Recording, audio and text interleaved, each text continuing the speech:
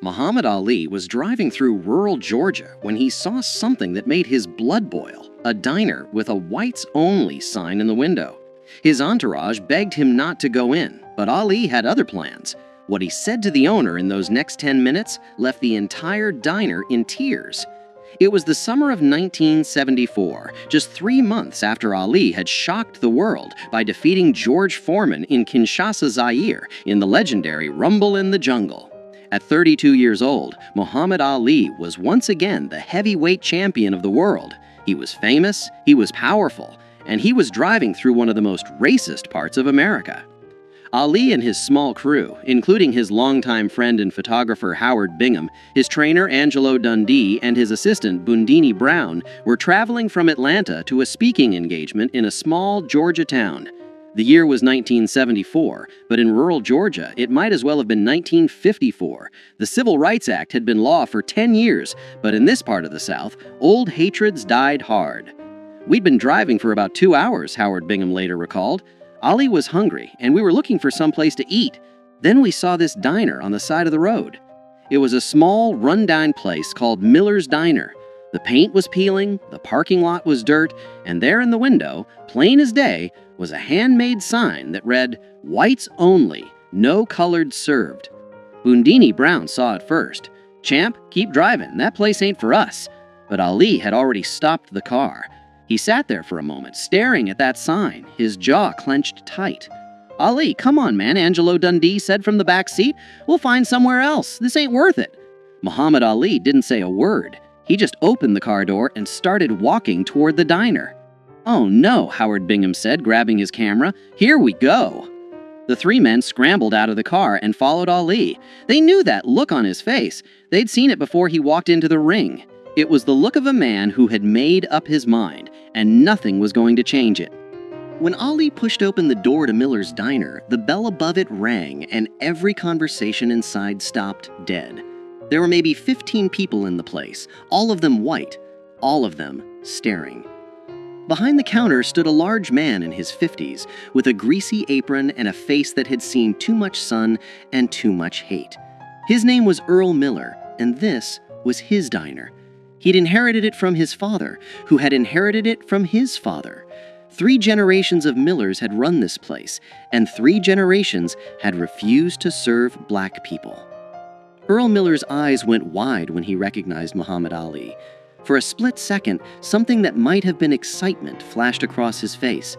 Then he remembered where he was and who he was, and his expression hardened into stone. "We don't serve your kind here," Miller said, his voice loud enough for everyone to hear. "Can't you read the sign?" The diner was silent. A few customers looked uncomfortable. Others looked eager, like they were hoping for a confrontation.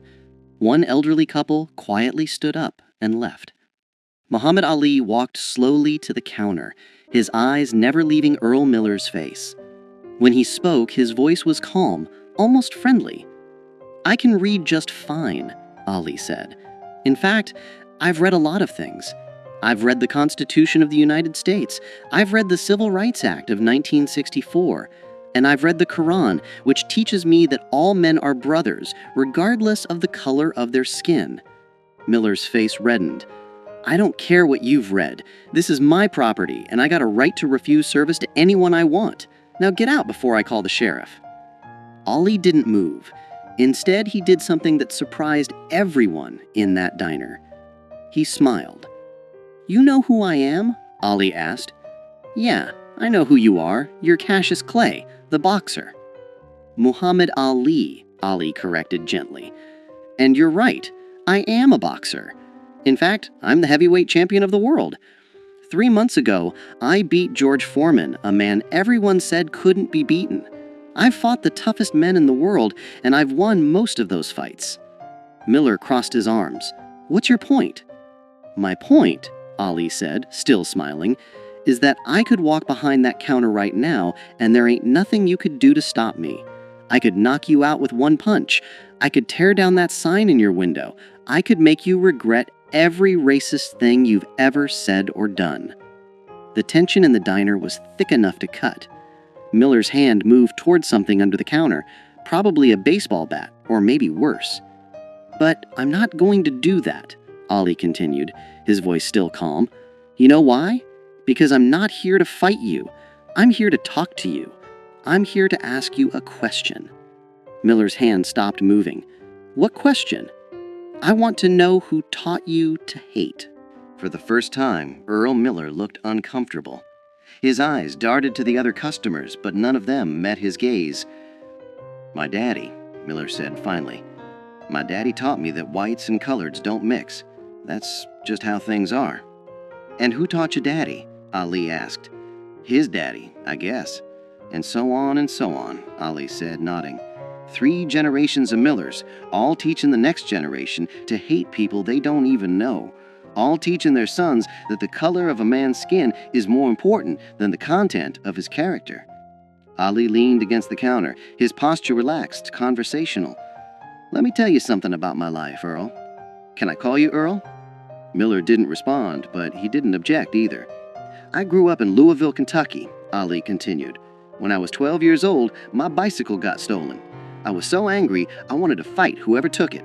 A police officer named Joe Martin told me I better learn how to fight first, so he taught me how to box. You know what's interesting about Joe Martin, Earl? He was white." Ali paused, letting that sink in. "The man who changed my life, who set me on the path to becoming heavyweight champion of the world, was a white man. My trainer, Angelo here," Ali gestured to Dundee, "he's white. Some of my best sparring partners were white. Some of my toughest opponents were white. And you know what I learned? White people ain't all the same, just like black people ain't all the same. There's good ones and bad ones in every color." "That's different," Miller muttered. "Those are your people, your work people." "No," Ali said firmly, "they're just people. That's my point. When I look at you, Earl, I don't see a white man. I see a man who's scared." "I ain't scared of nothing," Miller shot back. "Yes, you are," Ali said gently. "You're scared of change. You're scared that if you treat black people like human beings, something bad will happen. Maybe you're scared your daddy would be disappointed. Maybe you're scared your customers will leave. Maybe you're scared that admitting you were wrong all these years means you wasted your whole life hating people for no good reason." Earl Miller's jaw worked, but no words came out. Ali turned to look at the other customers in the diner. "How many of you agree with Earl here? How many of you think that sign in the window is right?" Nobody raised their hand. A few people looked at their plates. One middle-aged woman spoke up quietly. "Earl, the law says you can't have that sign anymore." "I don't care about the law," Miller said, but his voice had lost its conviction. Ali turned back to Miller. "Let me tell you what I see when I look at that sign, Earl. I see fear pretending to be strength. I see a man hiding behind his daddy's hate because he's too scared to think for himself. I see someone who could be better but chooses not to be." "I ain't scared of nothing," Miller said. "You're right, I don't," Ali agreed, "but I'd like to. See, here's what I believe, and this comes from my faith, from Islam. I believe that Allah created all people equal. I believe that the only thing that makes one person better than another is their actions, not their skin color. And I believe that it's never too late to change." Ali reached into his pocket and pulled out a $20 bill. He placed it on the counter. "I want to buy lunch for everyone in this diner," Ali said. "Black or white, it doesn't matter. I want everyone here to eat together, as equals, as human beings." Miller stared at the $20 bill like it was a snake. "I ain't taking your money," he said. "Why not?" Ali asked. "Is it because I'm black? Because I thought money didn't have a color." A few people in the diner actually laughed at that. The tension was beginning to break. Ali leaned in closer, his voice dropping so only Miller could hear. "Earl, I'm going to tell you something, and I want you to really hear me. In 10 years, maybe 20, you're going to be an old man, and you're going to look back on your life and ask yourself what you stood for. Are you going to be proud that you kept a racist sign in your window? Are you going to tell your grandchildren that you once refused service to the heavyweight champion of the world because of the color of his skin? Or are you going to tell them about the day you changed, the day you chose to be better?" Earl Miller's hands were shaking. His eyes were red. "I don't know how," he said quietly. "How to what?" Ali asked. "I don't know how to change. This is all I've ever known." Ali smiled, and this time it was warm, genuine. You start by taking down that sign. For a long moment, Earl Miller stood frozen. Then slowly, he walked from behind the counter. Every eye in the diner followed him as he went to the window, reached up, and tore down the whites-only sign. He crumpled it in his hands, walked to the trash can, and threw it away. When he turned back, there were tears running down his face. "I'm sorry," he said, and his voice broke. "I'm sorry for that sign. I'm sorry for turning people away. I'm sorry for being a hateful man." Muhammad Ali walked over and put his hand on Earl Miller's shoulder. "That's the bravest thing I've seen all week," Ali said, "and I just fought George Foreman." The diner erupted in applause. People were crying, laughing, shaking their heads in disbelief. Howard Bingham was snapping pictures as fast as his camera would allow. Ali looked at Miller and said, "Now how about that lunch? I'm starving." For the first time in probably 20 years, Earl Miller smiled a real smile. "Coming right up, champ." That afternoon, Muhammad Ali sat at the counter of Miller's diner and ate a cheeseburger and fries. Customers, both black and white, came in to meet him, shake his hand, and ask for autographs. Earl Miller served them all with equal respect and courtesy, his hateful sign nowhere to be seen. Before Ali left, Miller pulled him aside. "I just want you to know, you changed my life today. I don't expect you to believe me, but I mean it. I'm going to be better.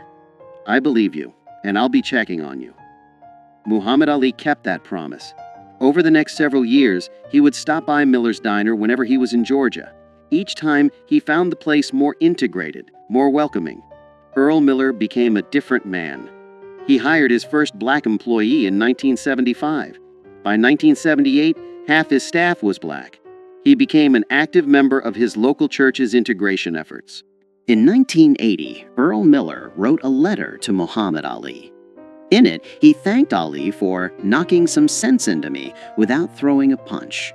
He told Ali that he'd told his children and grandchildren the story of that day dozens of times, and that it had become the most important day of his life. "You taught me that strength isn't about hate," Miller wrote. "It's about having the courage to change." When Earl Miller died in 1992, his family reached out to Muhammad Ali. They told him that Miller's final wish was for Ali to know that the cheeseburger he'd eaten that day in 1974 was still the proudest meal Miller had ever served. The story of what happened at Miller's diner spread throughout Georgia and beyond. Other establishment owners, seeing what Miller had done, began taking down their own racist signs. Some did it quietly, ashamed. Others did it publicly, proudly. Muhammad Ali never bragged about what happened that day. When reporters asked him about it, he would simply say, "I just had a conversation with a man. He did all the hard work." But those who were there knew the truth. Muhammad Ali had walked into a place of hate, armed with nothing but his words, his dignity, and his unshakable belief in the fundamental goodness of people. He had faced down racism not with his fists, but with his humanity. And he had won the kind of victory that matters more than any championship belt. Because anyone can knock a man down with violence, but it takes a true champion to lift a man up with words. Today, the building that once housed Miller's Diner still stands in rural Georgia. It's been converted into a community center. And on the wall, there's a plaque that reads, "On this site in 1974, Muhammad Ali taught us that the most powerful weapon against hate is not a fist, but an open heart." If this story moved you, share it with someone who needs to hear it. Because the fight against hate isn't won in a single moment. It's won in 1,000 small conversations, one changed mind at a time. And sometimes, all it takes is one person brave enough to walk through that door. Muhammad Ali showed us that you don't need to throw a punch to knock out hate. Sometimes all you need is the courage to speak the truth with love.